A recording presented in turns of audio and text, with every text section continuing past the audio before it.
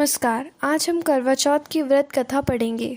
कार्तिक मास के कृष्ण पक्ष की चतुर्थी को करवा चौथ कहते हैं। इसमें गणेश जी का पूजन करके उन्हें पूजन दान आदि से प्रसन्न किया जाता है।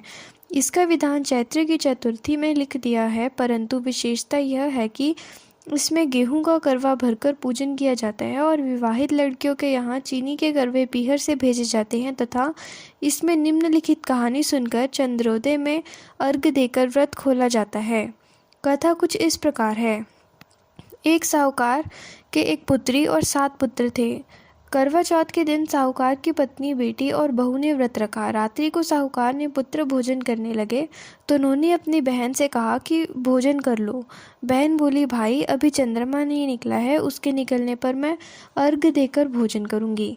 इस पर भाइयों ने नगर से बाहर जाकर अग्नि जला दी और छलनी से ले जाकर उसमें से प्रकाश दिखाते हुए बहन से कहा, बहन चंद्रमा निकल आया है, अर्घ्य देकर भोजन कर लो। बहन अपनी भाभियों को भी बुला लाई कि तुम भी चंद्रमा को अर्घ ले लो, किंतु वे अपनी पतियों की करतूत जानती थी। उन्होंने कहा, भाई जी अभी चंद्रमा नहीं निकला है, तुम्हारे भाई चालाकी करते हुए अग्नि का प्रकाश छलनी से दिखा रहे हैं।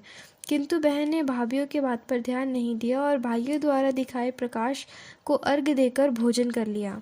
इस प्रकार व्रत भंग होने से गणेश जी उससे रुष्ट हो गए। इसके बाद उसका पति सख्त बीमार हो गया और जो कुछ घर में था उसकी बीमारी पर लग गया।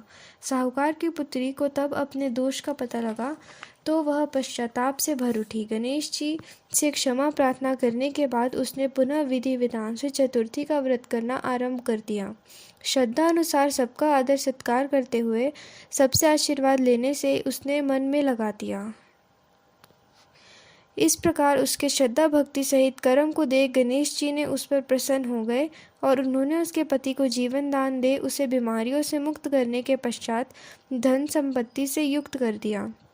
इस प्रकार जो कोई छल कपट से रहित श्रद्धा भक्ति पूर्वक चतुर्थी का व्रत करेगा वह सब प्रकार के सुखी हुए कष्ट से मुक्त हो जाएगा।